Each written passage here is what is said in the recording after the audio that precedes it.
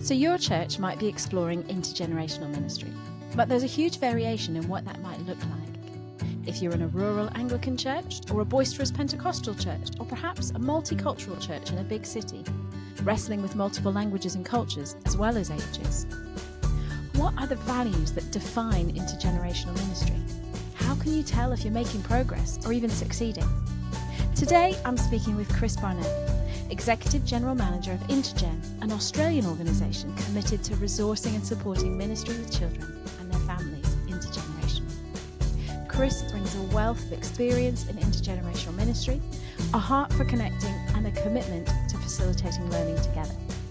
Chris has a passion I'm sure you'll find contagious as he draws on ideas from research and academia, as well as his many years of service in the Uniting Church of Australia. He offers us lots of recommended reading. As you probably know by now, intergenerational learning doesn't mean dumbing down our content to the lowest common denominator, but truly exploring and learning with and from each other. Listen out for our conversation about reciprocity. How can we truly receive spiritually from children, not just teach them? We unpack our often overlooked theology of the child and see how our limited ways of thinking about children can prevent children from contributing and us from receiving their input. Practically, Chris gives us 5 words beginning with P to help us include all the generations in our worship together. This is a rich conversation with lots to chew on. Thanks for joining us on the Roots for Churches podcast. Here we go. Can you give us, so we're all on the same page, a definition of intergenerational ministry? Because I think some people might have experience of, say, an all-age service in their church, or they might be like, well, that's where we're just trying to get the kids involved, isn't it? Is that what you mean by intergenerational, or what do you mean by it? Yes, there are some definitions out there, and if the kind of person is looking for a definition, then the most helpful one is probably in what many consider the seminal book in the last 10, 15 years, Intergenerational Christian Formation by Holly Allen and Christine Ross, if you want a good definition. I probably prefer descriptions, understandings, ethos, and my bottom line for being intergenerational is the creating and deepening of relationships across and amongst the different generations. Because for me, the heart of any ministry, the heart of being the body of Christ together, is being relational. So I describe intergenerational as creating and deepening relationships across the generations. How is that lived out? So it takes the emphasis away from the program. It's actually about how we relate to one another. It's who we are and how we are in relation to other generations, rather than the kind of program, activity, or style of service. So some would say there are ways of being and doing church that are more conducive to being intergenerational, but it's that heart that's modeling that ethos, that underlying value that tends to make something or an experience intergenerational or not. You can have the best resource in the world if the heart, the intuition, the capacity of those who are leading and facilitating is not relational, is not attuned to being intergenerational, then the program activity is not going to make much difference. So for many, many churches, it's that shift. And many would say the church by its very nature is intergenerational. Well, it's not. It's most likely by its very nature maybe multi-generational, but it takes work, to intentional work often, to move from being multi to being inter. So the challenge for many, many churches is to move from maybe to a degree being intuitively intergenerational to being intentionally intergenerational. I can say a lot more about that, but that's a snapshot. It's all about relationship. So what you're saying is that you could have a fabulous church leader who gets up and does this amazing all-age service. So they've got action songs, they've got stuff that will engage the youngest to the oldest. It's multimedia, it's all happy clappy, whatever. But if the children and older people and the different generations are not actually interacting and building and deepening relationships, it's a very impressive show, but it's not intergenerational. It's multi-generational because you've got lots of people in the room, And it's probably an awful lot of work. And you should probably be on television because you're probably a great presenter, but it's not intergenerational as such unless the relationships are going deeper. Yeah. Unless you're intentionally seeking to facilitate the deepening of those relationships through and as we worship together. So for a long time there, I would intergenerational, it's important, it's valuable. If you want lifelong discipleship, then the research, the literature is all saying you need to be more intentionally intergenerational for such lifelong discipleship, for formation. Yay! And for a long time there, I was saying, but I don't believe in intergenerational worship. And I thought, oh, hang on, you can't really go around saying that. So I've had to work hard to work out, well, what makes worship intergenerational? Because the focus of worship is actually God, not one another, not the deepening and creating of relationships across the ages, but how do we worship, gather, celebrate, all those things we do in a way that makes deepening of relationship possible. So my kind of working definition of intergenerational worship is multi-age worship with an intentional intergenerational overlay.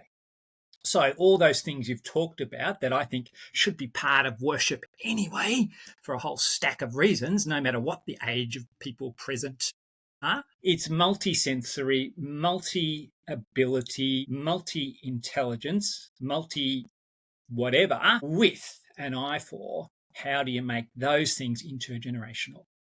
Because you could have almost a traditional feel, liturgical vibe. And if that's led by someone with a heart for being intergenerational, then you've got just as good a chance of that being genuinely intergenerational as you have with someone who's all bells and whistles, but doesn't have that intergenerational heart. For many, many churches, though, being more multi-age, multi-ability, multi-intelligence is going to be a huge step forward. So let's do that. Let's foster that. That engages, it increases participation, it values all those present, big ticks, all those things, doesn't necessarily make it intergenerational. So I've been at a few different churches in the last few months, and I was just commenting to my husband the other week that the model we have of what successful church is generally large numbers, isn't it? If you have a church that has lots of people think, oh, that's a successful church. But often large churches have less interaction between the people who are in them. So there are a number of people on a stage or at the front of the church speaking or singing or leading other people.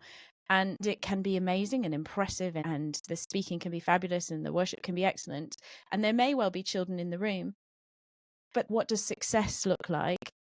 Well, it's got a few criteria, like the number of people, do they come regularly, is it musically excellent? And those seem to be the ways that we judge whether something is good. It's actually quite hard to get rid of those. They're deep down. I mean, some of those metrics are on our church dashboards. How many people did you have in the pew? How many children did you have in your groups? How much offering did people give? We have these sort of indicators of success. And I guess what I'm trying to get to is, as churches are on this journey towards being more intergenerational, how do you measure? How do you know if you're succeeding at building relationship, at being more intergenerational? So you could say, have we had this many people participating, or maybe from the front, either been children or young people or older people working together, or are they on the rotas working together? But are there ways of sort of assessing yourself as a church, like, are we getting better at this? And because it seems hard to measure, it seems quite intangible to me. Yep. Great question. And you're totally right in that it's important, I believe, to know what the metrics are. It's a similar discussion, for example, around discipleship. What are the markers that you want to measure? Having said that, it's particular streams of the church that take more seriously this idea of metrics. Others would say it's totally ungodly to try and measure anything. So we're talking about particular kinds of churches that are more into the metrics than others. So that's something to hold. There's also that idea, I don't know if I get the language quite right, but that sense that we become what we measure. Yeah. Oh, There is that definitely. element of, well, what are we going to, if we don't use the language of measure, what are we going to celebrate Yeah. when we Yeah. see it? So, yeah. So if I go to a church and I want to have in my head a little bit, what are the signs that this place might be a bit more intergenerational or might be on the journey of becoming more intergenerational?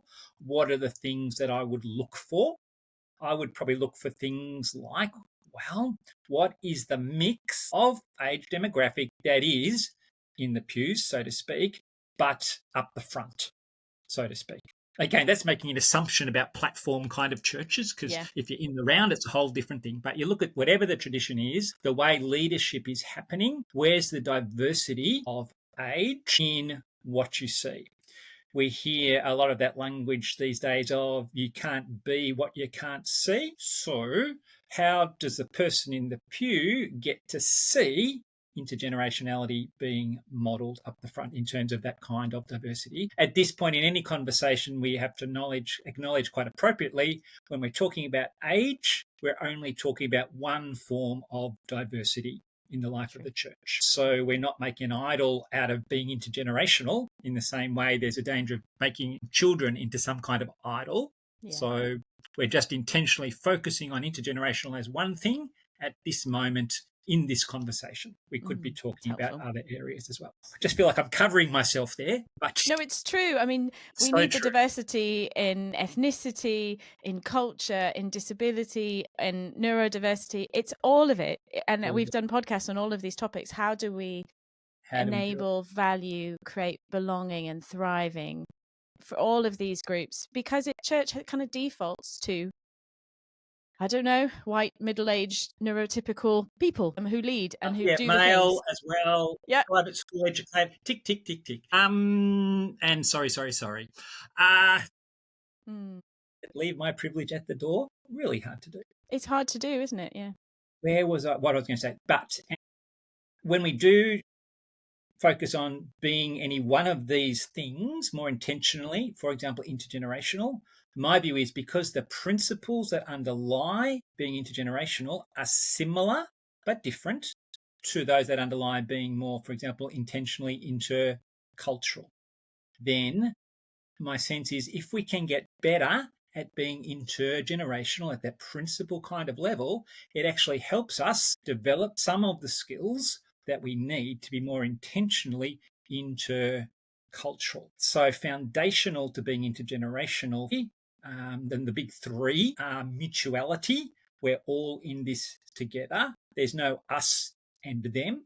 I'm talking age, but that can apply in other areas as well. Mutuality, reciprocity, the idea that we all can give and we all can receive, which all these things sound like no-brainers, but dive into them and actually in great swathes of the church, or at least the ones that I've been part of and grown up in and love, faithful people who are so good at giving, not so good on the receiving. And when you make the link between hospitality and this notion of receiving and giving, hospitality is not just offering.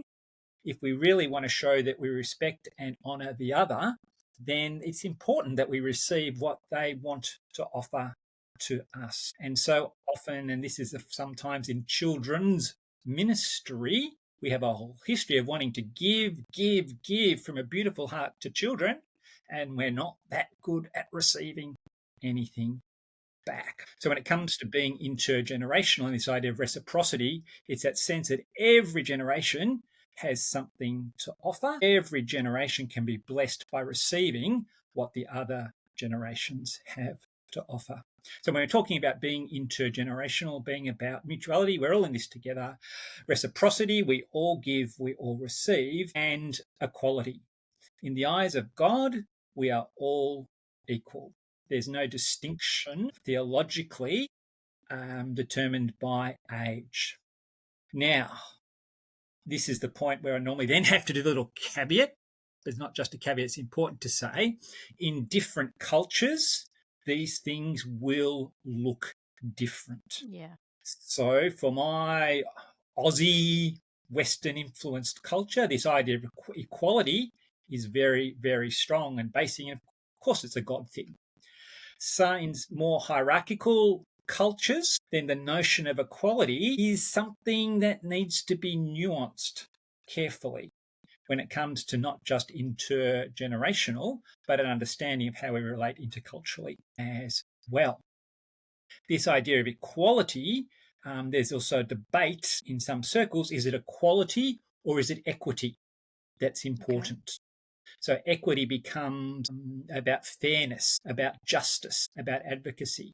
So I personally swung between the two, and I'm actually comfortable with equality as a concept when it comes to this dimension of thinking about mutuality, reciprocity, equality. I think equity is kind of a different category.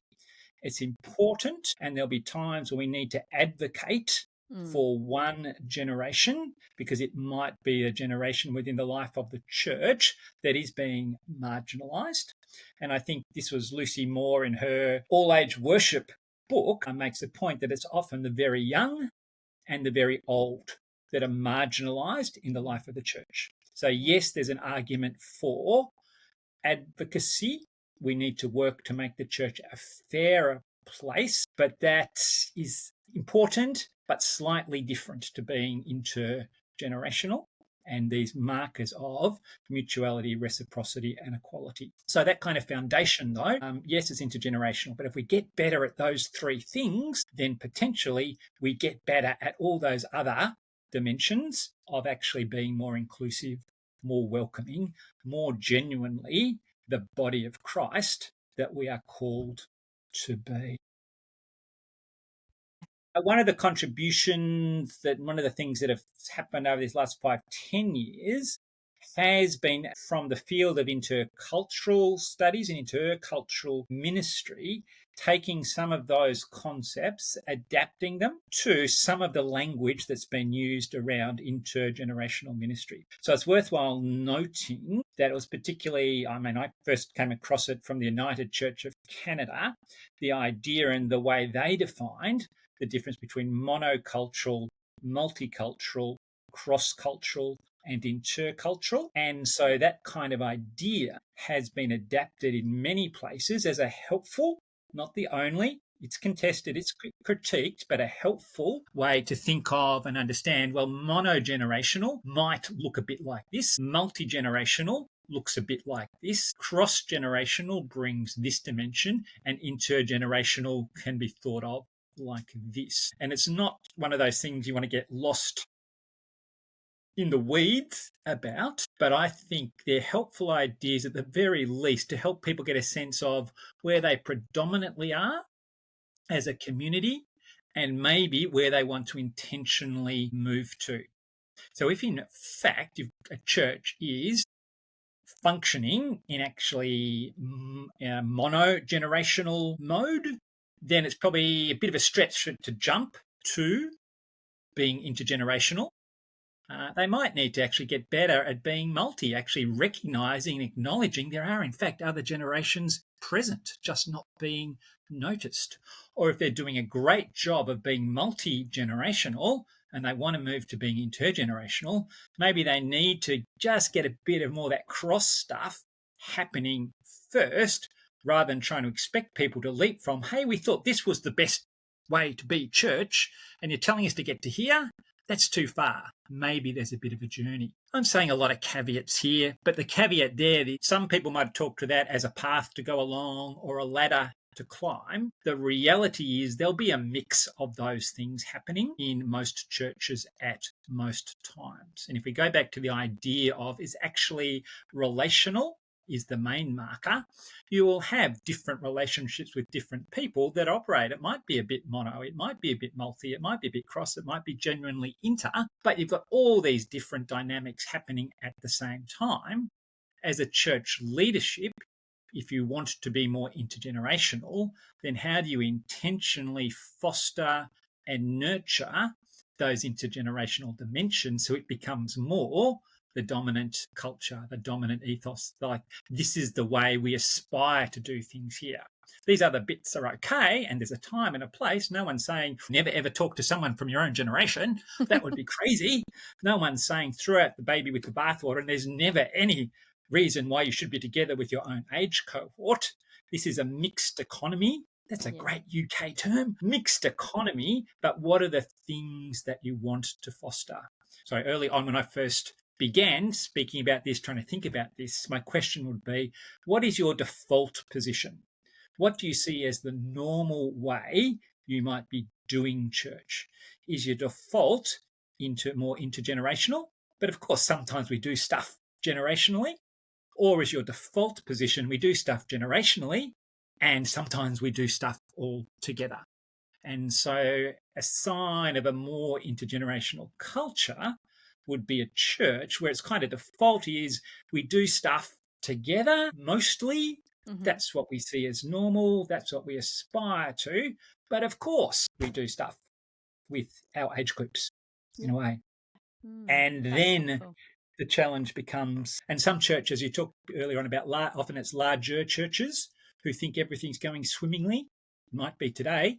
The big test is what's going to look like in 5, 10, 15, 20 years' time, because the history and the trajectory of a lot of churches has been the glory days were back in the 50s, 60s, 70s, depending where you are on that timeline. We had big churches and we had big youth groups, and where are they now? Is the question. Their sense of belonging was to that group rather than to the whole. So I think we've got a pretty strong track record. We can look across the whole church and say, yes, there are great examples of generational ministries that are thriving and going well, and let's celebrate and bless those. But across the board, they tend to be the exceptions rather than the norm. So it's odd in some ways that they're the ones that people aspire to be and do, where in fact that model has not actually led to lifelong, sustainable discipleship. So in this moment in time, it seems that the current received wisdom, some would say there's a theological foundation, there's a biblical foundation, there's also sociological, educational, whole stack of things that are foundational that point us towards, let's not overclaim, an intergenerational environment being more conducive to long-term discipleship than a generational model. That was a long, tangent. All I wanted to say was, even if you are in a church which is predominantly still operating on a generational model, the challenge there is how can you be more intentionally intergenerational within the generational framework? And I think more and more churches are getting better at that. They were a bit fearful they had to throw out their great youth group programs or their incredible ministry to 70-year-olds or whatever their strength has been. No, you can still keep doing that. But if you want the people in those groups to actually give them the best chance of long-term, lifelong, faithful following of Jesus, then maybe you need to explore ways of being more intergenerational within the generational context. Yeah, that's good. So can we come back to this idea of reciprocity? Because I think this is the one I want to land on, because I think we kind of go, oh yeah, reciprocity, that sounds good. We want to give to children, we want to give to older people, we want to give to people in our churches. But that idea of fully receiving or being able to receive or expecting to receive from people who are of those maybe more marginalized generations, I think we struggle with that. And I think, again, the model of church where there's a platform, people in the pews either get used to receiving or people who are serving and teaching get used to giving. And we're not used to swapping roles. And there's always the come on, guys, get on a rota, come and serve. Don't just consume your Christianity, come and give. But I do think we kind of get stuck in particular patterns of either giving a lot and not receiving or receiving a lot and not giving. And that just happens just even in our sort of monogenerational style of church. But I'm really interested in how we shift a mindset, say church leaders who are listening to this, how do we get better at receiving from children? Because I think the tendency is to have a sort of, oh, aren't they cute? Oh, that's lovely. I love seeing them sing. It's heartwarming. It makes me cry. Or but it's kind of a patronizing, we're receiving, but doesn't have that sort of mutuality or respect in it. And I know you've done a talk before about the theology of a child, and I just wonder if you could unpack some of that thinking and that framework to help challenge that default position of they're cute and they're lovely and they love Jesus, but I probably know more theologically, or I've had more track record with Jesus. And nobody would say that out loud. I'm being quite vulnerable, but I think many of us think that way. And to advocate for and champion in the voice of children in our congregations, we've got to have a heart change ourselves, and also have better language for validating and honoring those children's contributions to other people, so they start to perceive them differently, because we can have a perception of children that blocks us from receiving from them. So Yep. I wonder if you could talk to that for a bit. Ooh, I could talk for hours about this. The idea of the difference between child theology, theology of child, theology of children, and childist theology. Oh my We're not goodness. going to go down those rabbit holes, but just noting that they're there, and we don't want to conflate them, and they all have something to offer. Different, yeah. But if we focus on theology of child, the way we think about children, there's this sense that how we see and understand children influences how we respond to children. Like, I think that is crucial. And some people be familiar with Bonnie Miller McLemore, and I kind of gleaned that from listening to her. So that's a general, how we see and understand children influences how we respond. How we see and understand children theologically influences how we ought to respond to children in the context of the church. So the question becomes, at the foundation, how do we see and understand children theologically? So someone who was incredibly influential for me through reading, and then I eventually had the privilege of meeting her, was Marcia Bungi, The Child in Christian Thought. It's a big, thick book, good book, but it's kind of been incredibly useful for many people. And then there was another one, The Child in the Bible. Similarly helpful, similarly academic, theological, fantastic. I say to people, if you want to get your head around these kind of what I'm about to say, actually just read the introduction to The Child in the Bible, and you get this concept in a way better way than I could actually express it. But Marcia Bungi, a few years ago now, we'll start off by saying there are 6 biblical lenses, 6 biblical themes, biblical ways of thinking and talking about and around how children are portrayed in Scripture. Pretty quickly, she realized, hang on, there's more than 6, but at least 6, and they're the ones that she started with and wrote quite a bit about. So, how do we see children theologically and biblically? In the language of Marcia, who's academic, US, fantastic, talks of these 6 categories. The idea that children are models of faith and lights of revelation. Basically, that says we can actually learn stuff from kids. God has given gifts and skills and reveals things through children. So let's remember that.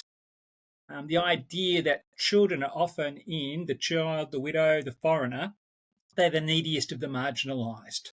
We see children as they do need extra support, encouragement. Oh dear, I use the word barracking for them. Now, I know that word doesn't work in the US. I'm not sure how it works in the UK context, but cheering for, supporting them, encouraging them, barracking like you would for your, I'll say, football team in your setting.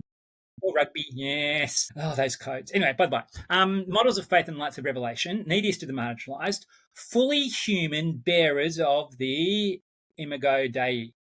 Okay, so children, as they are bearers of the image of God, as they are now, not how they will be when they grow up and mature in 5, 10, 15, 20, whatever years' time.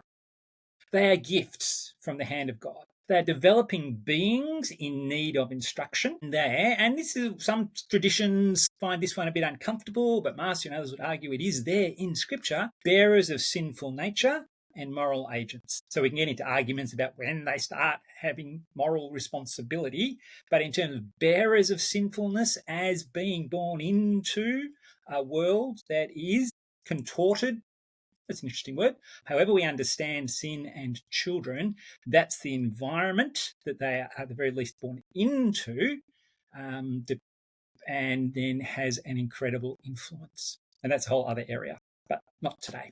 So you've got at least these 6 things. Now, clearly, some of those things are kind of intention, so to speak. The idea that they're bearers of sinful nature and moral agents and models of faith and lights of revelation, fully human, bearers of the image of God, neediest That of the works for marginalised. adults too, doesn't it? I mean, we Well, are yes, sinful people yes. who also can model faith. So surely it applies to them as well. I can see that in my own life. There are times when I'm nailing it and times when I'm really not. That's right. So why is that? Why would a child be different, you know? And even in my brokenness or sickness, I'm still a bearer of the image of God. So yes, you know, yes to all of this. And yet, intellectually, in theory, most people, whenever I've done a session on this, it might take them, well, congratulations, it took you like 10 seconds. Some people, it might take like 2 minutes, 5 minutes, like an hour later. Say, hang on, bit tentatively put the hand up and say, but isn't that the same for adults? And say, yes, children are human beings too. You've got it. So the question becomes, why do we only often in the church treat them in one way? So where to what extent does our actually stated theology align with our actual practice? And this is not a critical, judgmental thing, but often a good exercise is to sit down with a group of people, leaders, church, say, well, what is your view of children? And they'll say these wonderful things around, oh, yes, we can learn so much. They're gifts. They show us what God is like. Fantastic. What's your actual practice with children? We shove them into an educational environment and we just try and teach them stuff. Well, that's good. That's one part of it. But you just told me this is what you understand them theologically, and this is your actual practice. Maybe we need to have a little bit of a think about this, and maybe there's a different way. And I think it's the habit of practice that then shapes our theology. So people don't have a model or haven't seen a model where children are contributing. Yes, of course they could, but how? But how? Yes. And I think that's where it comes down. I'd like children to contribute, but it's a big circle, isn't it? We say we do what we see.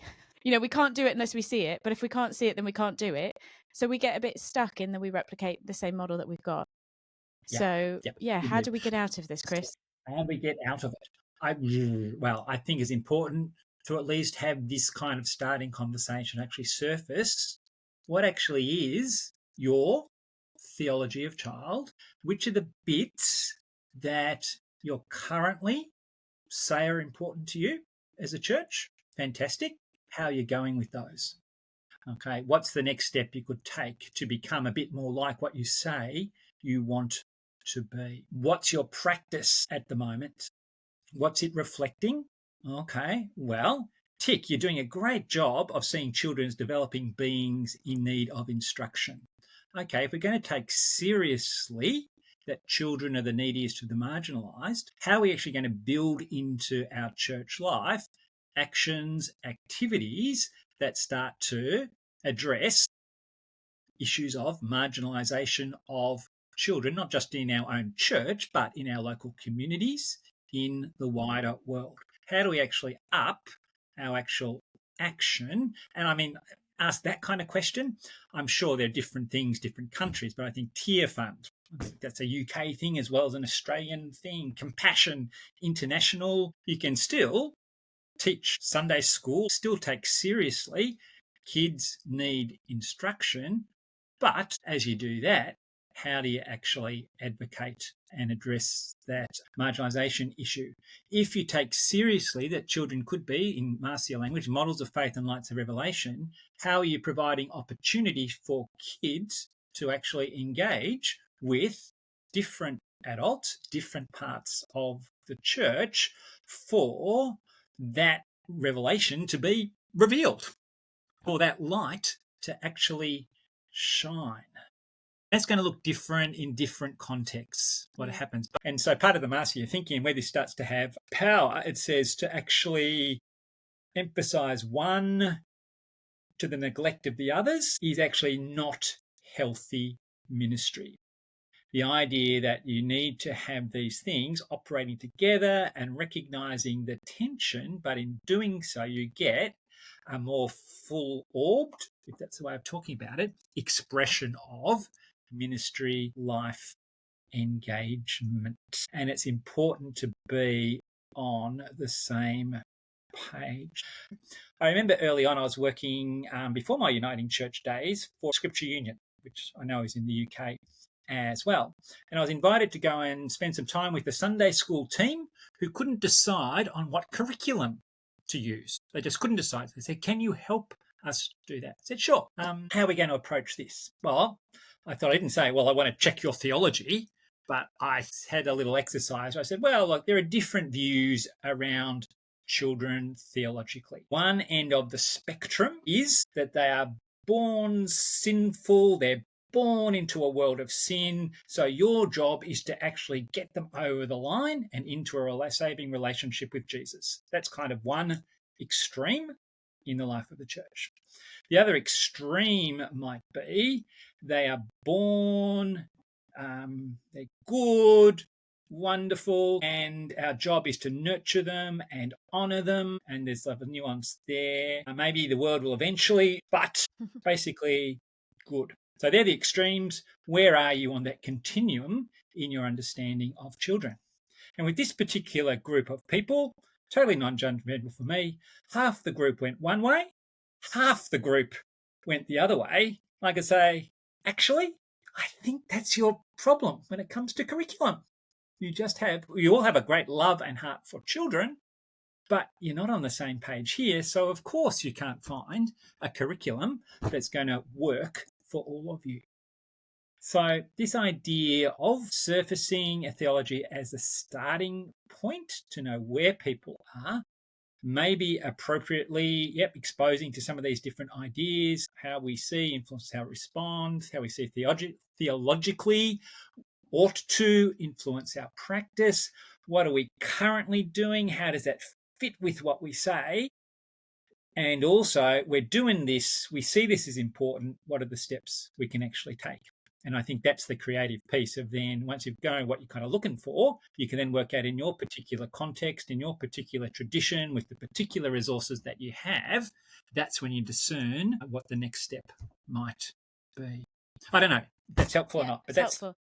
So can we backtrack a little bit back to reciprocity?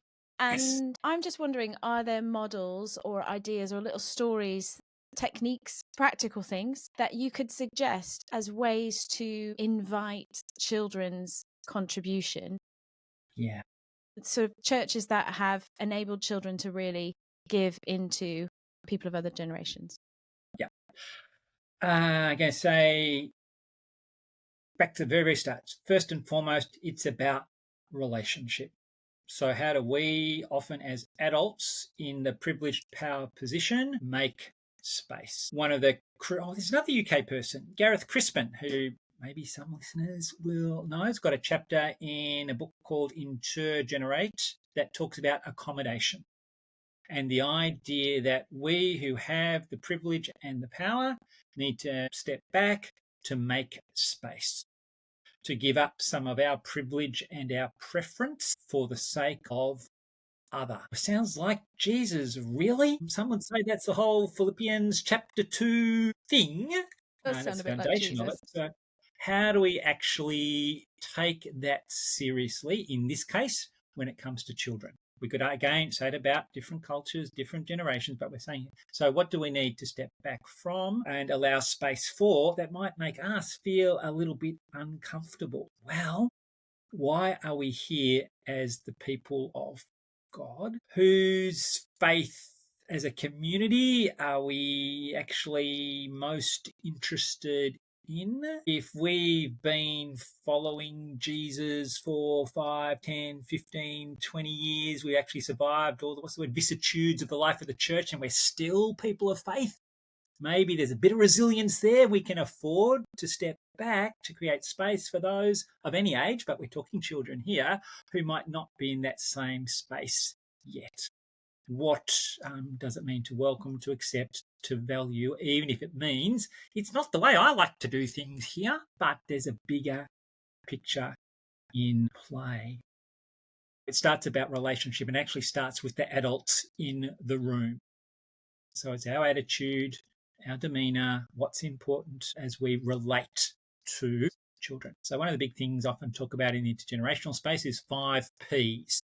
When it comes to any aspect of a church service, an element within the service, or the whole church and its practices and processes, behaviours, etc. So the idea that there are 5 different elements to almost anything we do.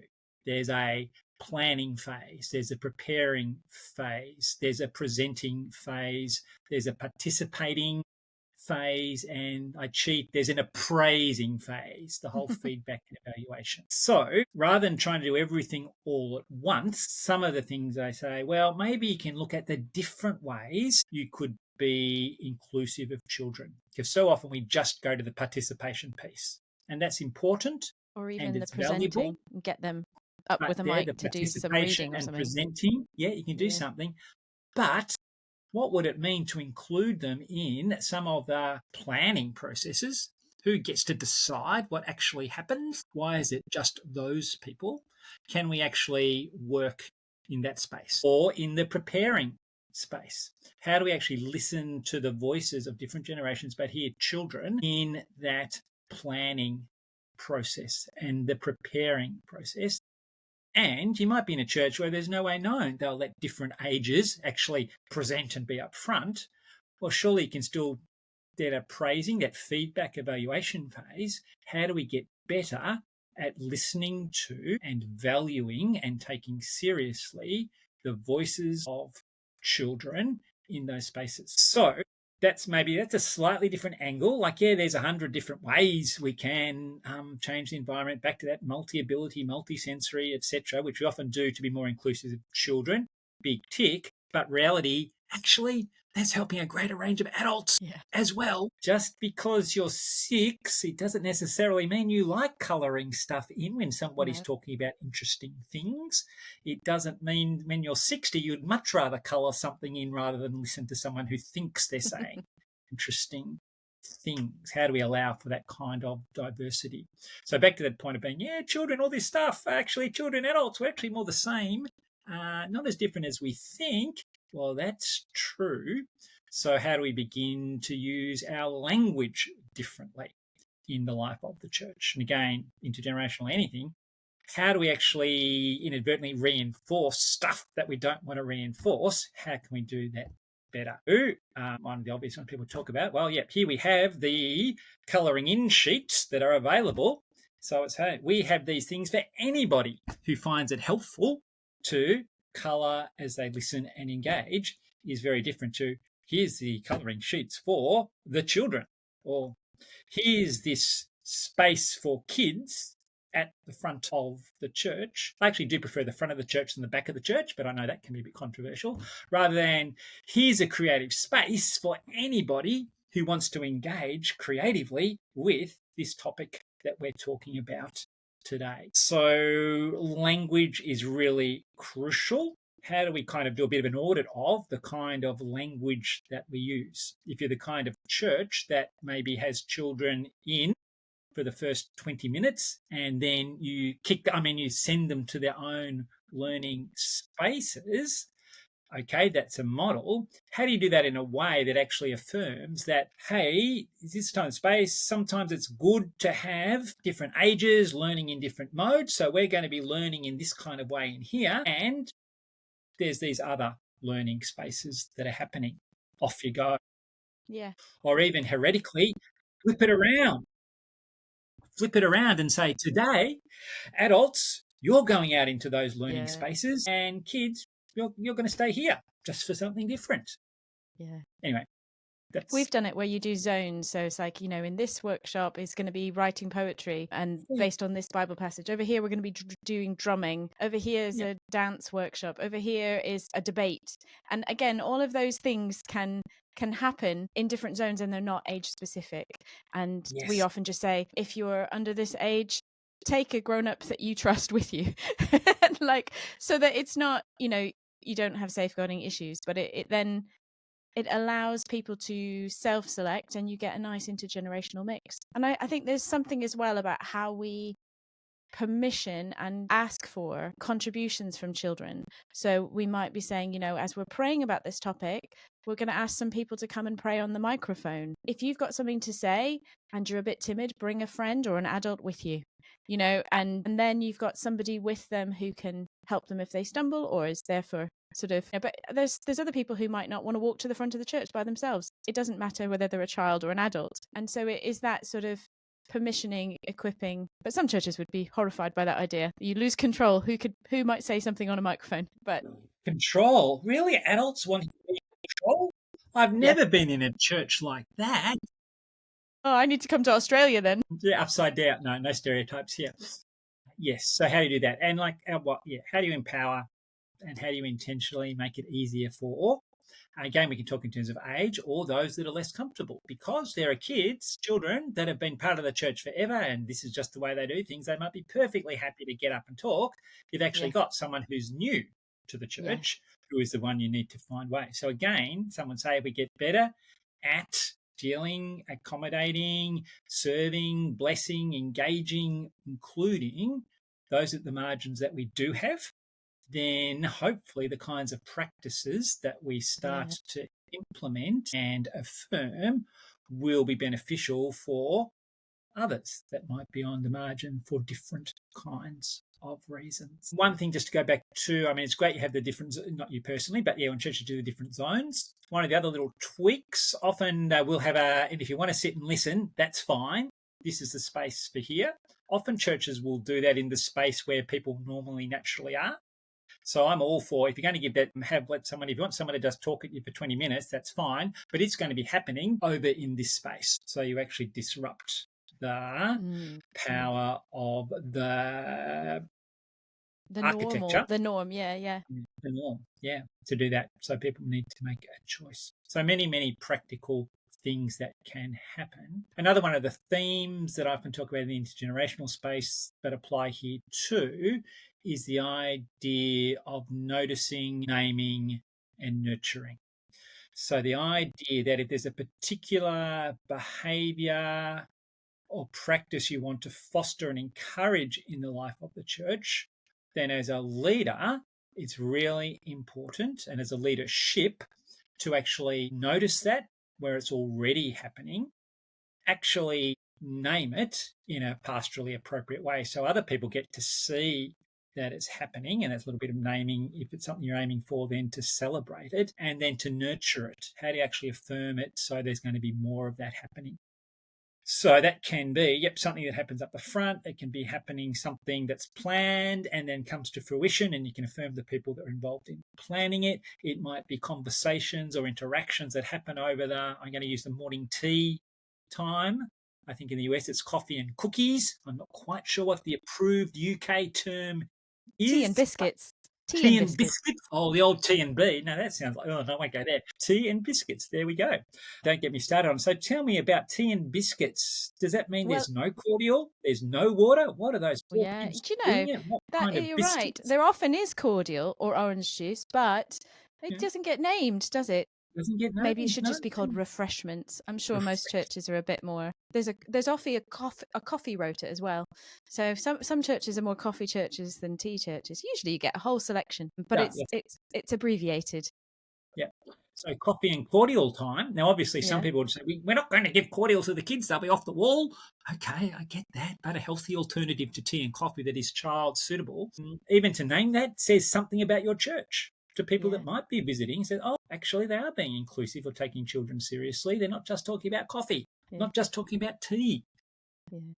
I know we didn't go down to the childist theology, but so much of it, we live in an adultist world, dare I say, even in the church. How do we be more childish in the space?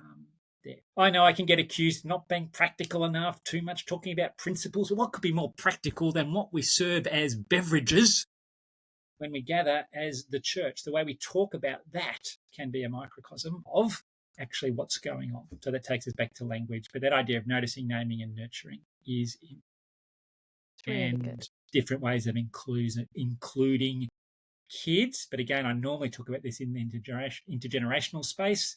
I do talk about the idea of wherever possible, team up. There is no rule that says only one person can read the Bible at a time. There is no rule that says when you put people on the rota, I love that UK kind of word. It just makes me imagine helicopters and things spinning around. I don't know. It's not nearly as exciting as that, honestly. Yeah, I know. It's an Excel spreadsheet. So practically, administratively, yes, it's harder. But if you can get two people doing something, then you've got the chance to build relationship or foster relationship as they do it. So there's any number of things. So it's easier in your bands and all those welcome rotas, and I'll use morning tea and biscuit rota. But even the elements of worship, how can we be more inclusive? Not just putting children up in isolation, but pairing them up with other people. So many different ways, depending on where, it could be a bit controversial, but depending on your theology, even the way you involve them in Lord's Supper, communion, etc. How do we find ways to do that, depending and being appropriate within your tradition? That's a lot. We've done well, Chris. Yeah. We've covered it What all. else are we going to talk? I don't know if we could keep going. Oh, I'm sure fire now. You are. It's like midnight for you. You're just buzzing. I just watched that film. Oh, I keep reading Hoodwinked. If you've ever watched Hoodwinked, I think it's a great movie. One of the characters there, but it's really helpful on different. I think it's great from a biblical perspective. How we read Scripture, I think, is you can learn a lot from the film Hoodwinked. Okay. Hoodwinked 2, don't worry about it, but Hoodwinked, yep. Okay. Enjoy. I'll look that one up. Thank you. Okay, you're very gracious. Thank you. If it's on Netflix, it's coming. It's fine then. Yeah, could be fun. No, that's been really, really helpful, Chris, and I really, really appreciate just your way of distilling some of this great academic stuff into really practical terms. So it's been really helpful, and I hope that as people are going on this journey to help their churches become more and more intergenerational, what they're hearing from us is don't throw away all your programs, don't throw away all the things that are working, but take the time to examine the values, the beliefs, the theology underneath it, and sort of question ourselves of what are our expectations of the very old, the very young, what are our expectations of worship, of contribution, of participation, what does it mean for reciprocity to happen in our churches, how can I not just allow but really invite the contributions of all ages so that we can all benefit from each other, because that really is what it is to be the body of Christ. I feel inspired. I've got a lot to chew on. Thank you. Your 5 Ps, I'll put them in the show notes so people can go back and review. Yeah. Here we go. If they didn't catch them all. But yeah, thank you for your time, Chris. It's been really, really helpful and insightful.